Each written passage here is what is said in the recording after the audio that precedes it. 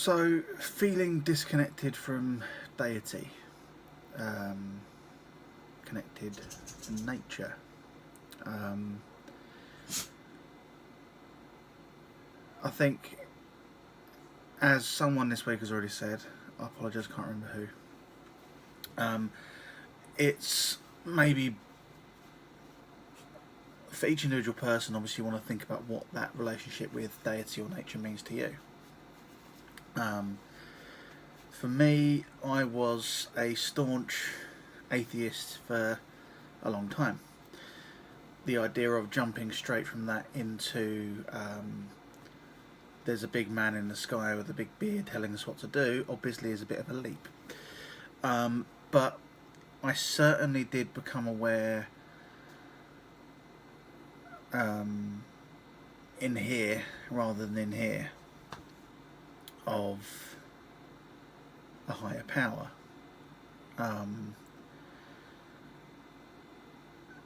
Even then, we can go back and start defining what higher power means.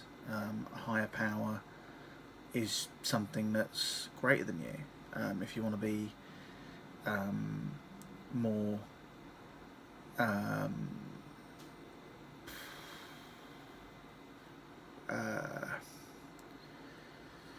what's the word? Spiritual kind of thing about it. Maybe something that's incomprehensibly greater than you. Well, nature is that. When we start thinking about the number of planets in the universe or the number of water molecules in the ocean, the amount of force created by an earthquake, nature is a higher power.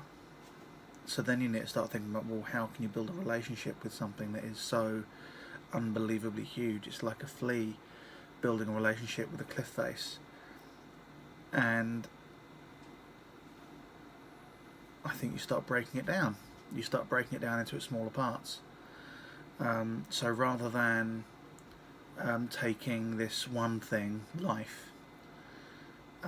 life is a force of nature and it's incomprehensibly huge. It's been going for almost as long as the planet was cool enough to take it. It may have happened on other planets. It keeps going. You die, your body is instantly starting to be eaten by all of the microbes that make up kind of half of your insides. As soon as your immune system goes, that's it. Life doesn't stop. Life feeds on death, death feeds life. It keeps going, but you can break it down. So you could break life down into plants, animals, joy, fear, death, love. You could break it down into particular human activities. You can break almost anything like this down. If you start looking at things like the Earth, with all its kind of earthquakes and just ridiculous power and all it can give us, well, you can break that down.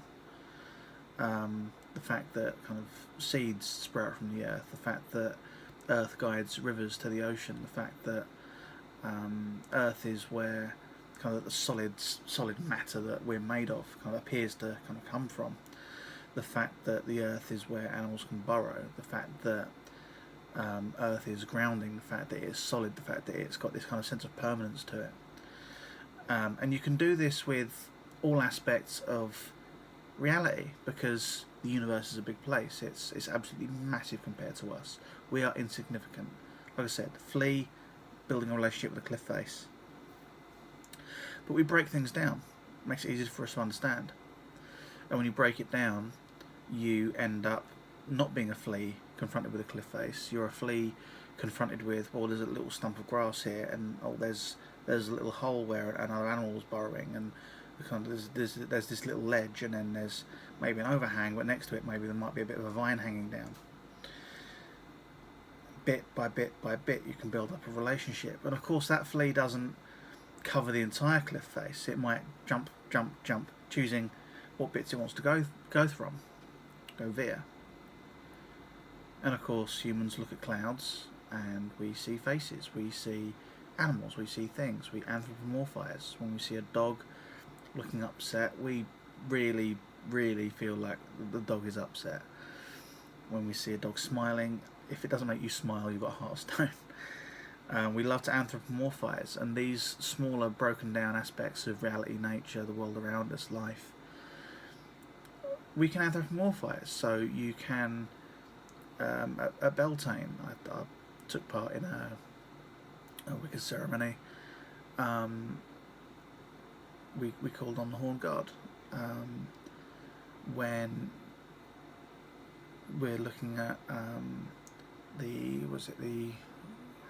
I'm going to get this wrong. The spring equinox.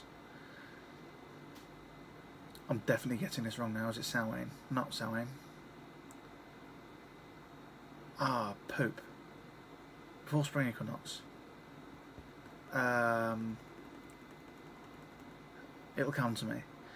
The passing of the Holly King to the Oak King.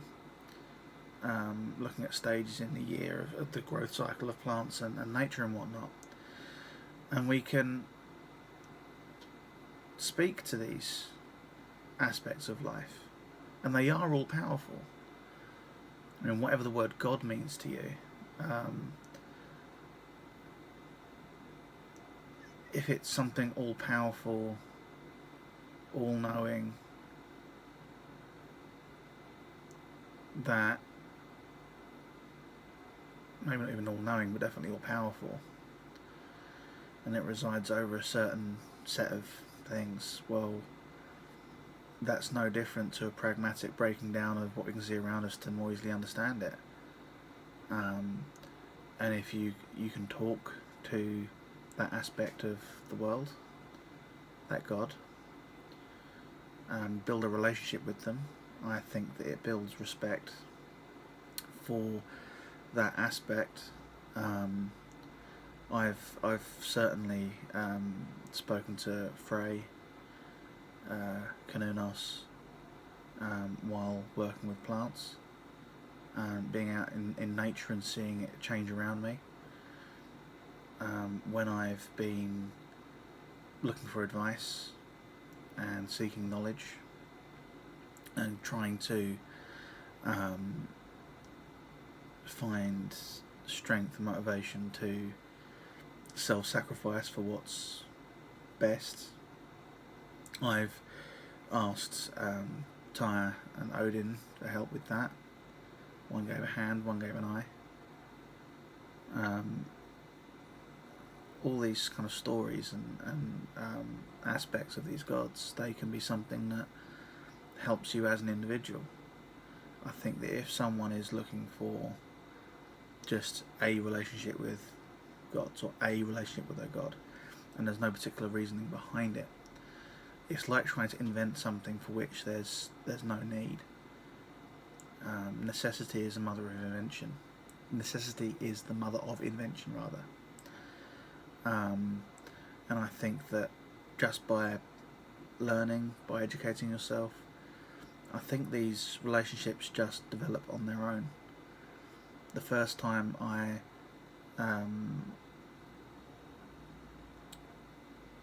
asked Odin for advice, help, encouragement, motivation, I understand that he's unlikely to take a personal interest, but it just came to me. It wasn't something that I thought, okay, which god would be cool to talk to, and then I sat down and talked to that particular god. It just came to me. When I see a raven out and about, or a crow, all manner of corvids, kind of Hugin, Mugen will just pop into my head.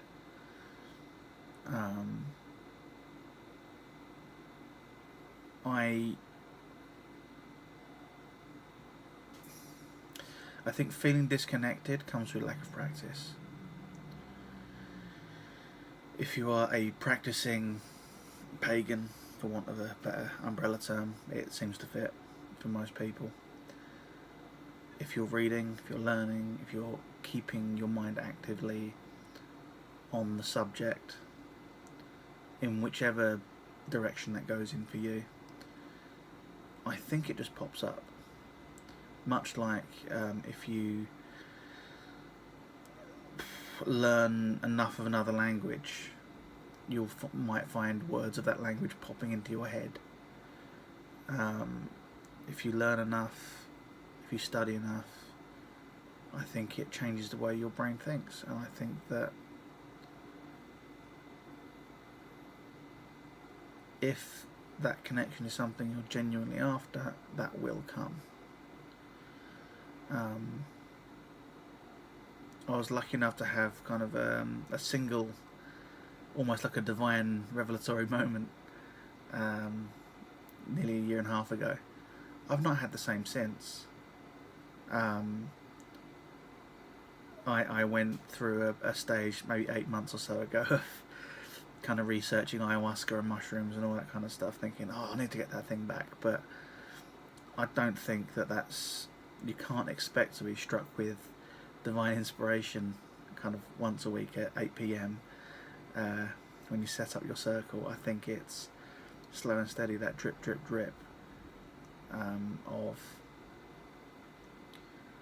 looking at the world around you. Now, it depends on your practice. This is coming from someone who has a very, very specific interest in the natural world around me, as far as green growing things, and self-improvement as far as like knowledge and strength and sacrifice, which I don't think I do sacrifice enough in the pursuit of those things. So again, talking to Tyrant Odin for advice and hopefully maybe eventually some inspiration on those things. I'm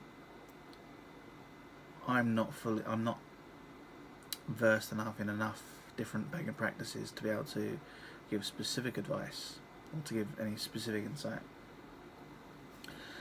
But I do feel it is a drip, drip, drip. It's not something that you can expect to be kind of full on the dam breaking on a regular basis.